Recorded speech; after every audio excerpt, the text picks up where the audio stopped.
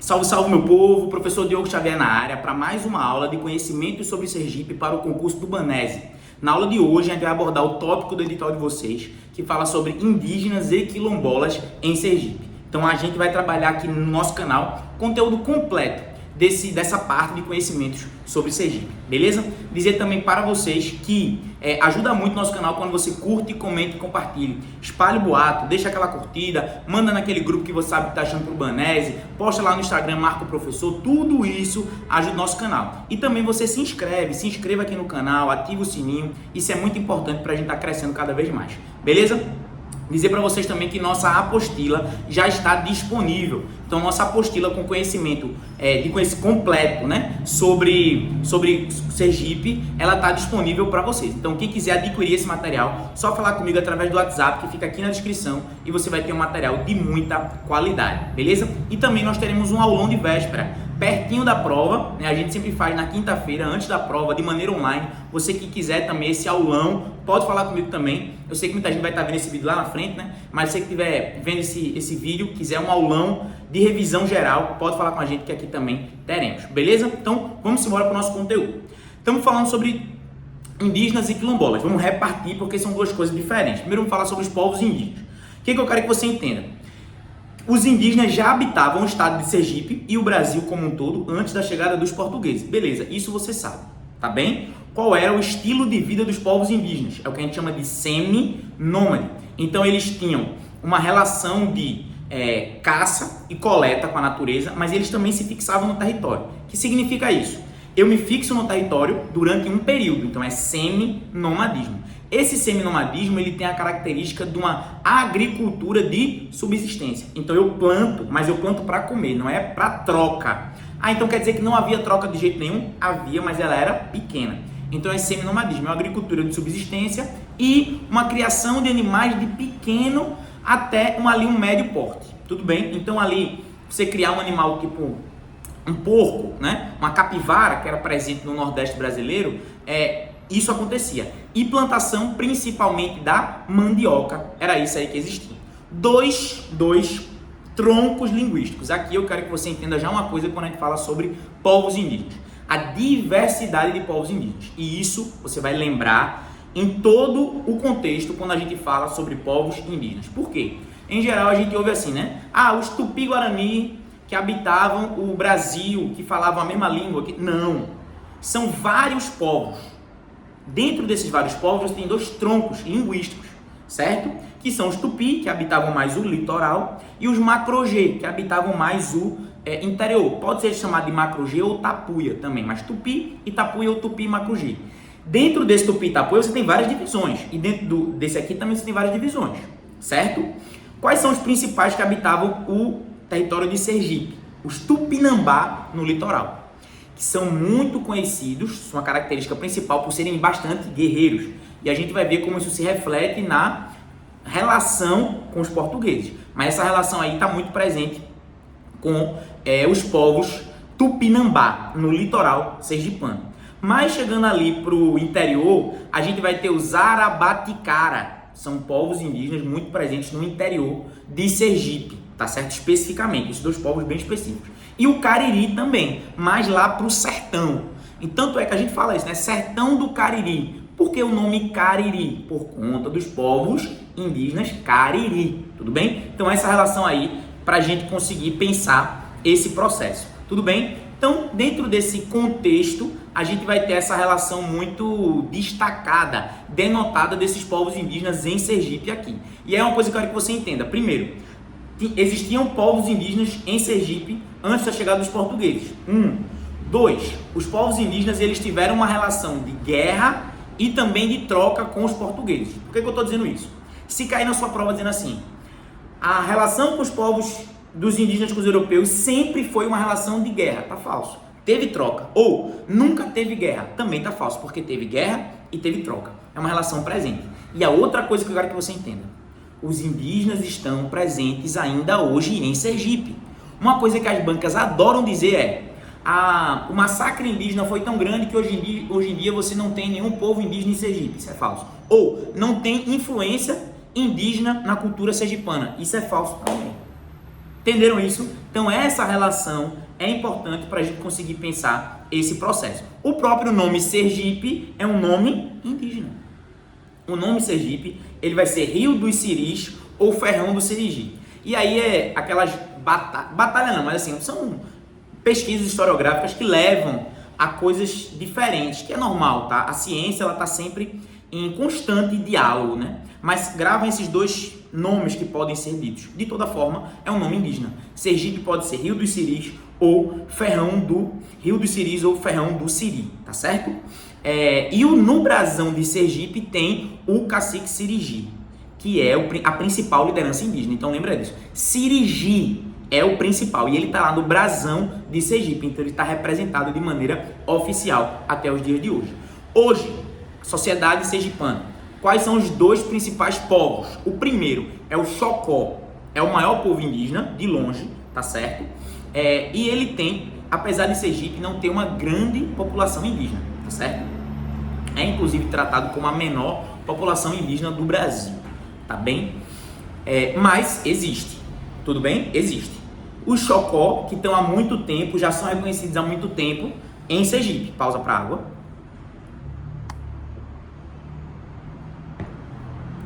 E para dizer que você tem duas formas de ajudar o nosso canal a crescer. Primeira, curta, comente e compartilhe. Não passe por esse vídeo sem deixar um comentário, sem deixar aquele hype, sem compartilhar. Isso ajuda demais o nosso canal. E se inscreve, não perde tempo, se inscreve. A segunda forma é adquirir um dos nossos materiais. Quando você, para a preparação do Banese, você adquire os nossos materiais, você ajuda o nosso canal a crescer e a melhorar cada dia mais. Assim como você pode ajudar com qualquer valor através do Pix, que sempre fica aqui na descrição. Beleza? Vamos embora. Então, Xocó, que são esse povo, que inclusive tem diversos problemas com jagunços, com pessoas que tentam entrar na terra, terra demarcada, esse é o termo, uma terra demarcada dos Xocós. E o segundo povo são os Fucaxó, que é uma terra nova, ela foi recentemente tratada como uma terra indígena demarcada no estado de Sergipe, mais especificamente na cidade de Pacatuba, certo? Uma terra oficial, na cidade de Pacatuba é a terra dos Fucaxó, são povos indígenas vivendo atualmente no estado de Sergipe. Tudo bem, meu povo? Então essa é a relação que eu quero que você entenda aí. E aí vamos lá, aí a gente dá um passinho para trás para tentar entender agora. Como é que esses povos viviam? A gente já falou, eles eram seminômades, caça, coleta, agricultura de subsistência e criação de animais de pequeno e médio porte. Dentro dessa diversidade que vai ter, eu quero também que você entenda que esses povos, eles guerreavam. Muitos vão dizer, eles viviam todos de maneira pacífica. Falso. Em Sergipe, especificamente em Sergipe, por exemplo, você vai ter os Boimé e os Carapotó. São dois povos indígenas que viviam em guerras constantes. Entenderam isso? Então, grava essa relação porque é importante.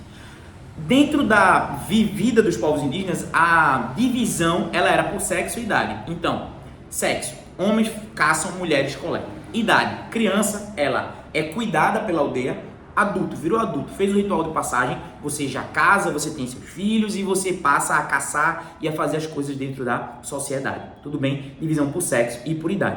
Eram sociedades politeístas, significa eles têm uma diversidade de deuses e praticam a antropofagia. Que bexiga é isso? Antropofagia é você comer carne humana para fins religiosos. Então, não é canibalismo, cuidado com isso. É antropofagia. Então eu vou comer o braço do guerreiro para pegar a força do guerreiro, o cérebro do guerreiro para pegar a inteligência do guerreiro. Isso é antropofagia. Eles praticavam isso? Sim. Praticavam a antropofagia. Cuidado com isso que é muito importante. E na relação com os portugueses, desse período colonial, que a gente vai falar um pouco melhor nas próximas aulas da relação com os jesuítas, ele vai acontecer a catequese. O que é a catequese? É quando os europeus vêm para cá para obrigar os indígenas a se tornarem cristãos. Então eles vêm para transformar eles em cristãos católicos, tudo bem? Então é por conta disso que os indígenas eles serão convertidos ao cristianismo. Todos serão convertidos? Não. É aí que entra o contexto da Guerra Justa. A Guerra Justa é o momento onde os povos indígenas, eles, quem não aceita o cristianismo vai ser escravizado ou morto. Quem não aceita o cristianismo vai ser escravizado ou morto. Isso é guerra justa. Não justa por quê? Porque ela é justificada. Significa, se você não aceita o cristianismo, você é um bárbaro. Se você é um bárbaro, logo eu posso te escravizar ou te matar. Era isso que acontecia, tá bem? E aí, no começo da colonização de Sergipe, você vai ter a guerra entre Cristóvão de Barros e o cacique Sirigi. Que ela é uma guerra, gente, entenda isso, que dura muito tempo. Porque, em geral, a gente costuma achar assim, os portugueses chegaram, os portugueses vieram aqui, deram uma porrada nos indígenas e foram embora. Não é assim? Tá. Gente, são várias investidas. São muitos europeus mortos. É uma guerra. Então você avança, você recua, você ganha, você perde batalha. Mas no final, de fato, inclusive tem muito a ver com o avanço tecnológico dos povos europeus, né, dos portugueses mais especificamente.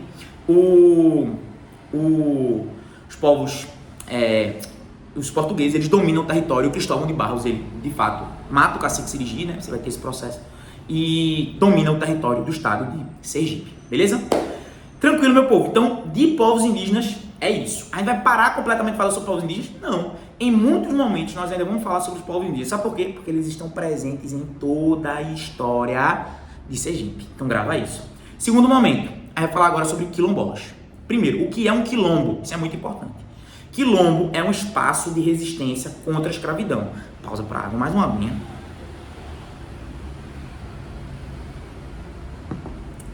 Bebam água, isso é importante. Bebam muita água.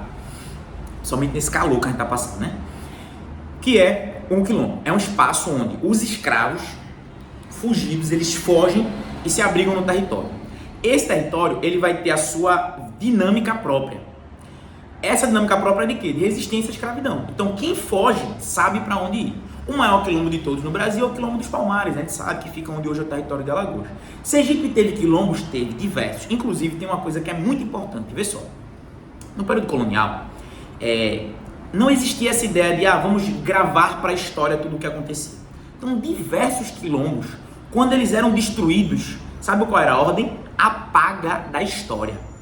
A gente não quer que esse quilombo entre para a história, ou seja divulgado. Por quê? Porque ele gera notícia e vai gerar outros quilombos. Então, uma coisa que eu posso dizer com certeza é, muitos quilombos pelo Brasil, quando foram destruídos, eles foram apagados da memória.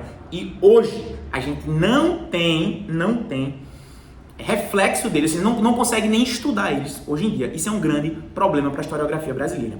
Em Sergipe, mais especificamente, nós temos 28 mil quilombolas, hoje em dia, certo? Hoje em dia. E vários territórios, como Mucambo, Brejão dos Negros, Ladeiras, Porto da Areia e Maloca. São 5 comunidades, tem muitas outras. Estou aqui citando 5, para caso fale, você ter aqui um exemplo desses para você lembrar.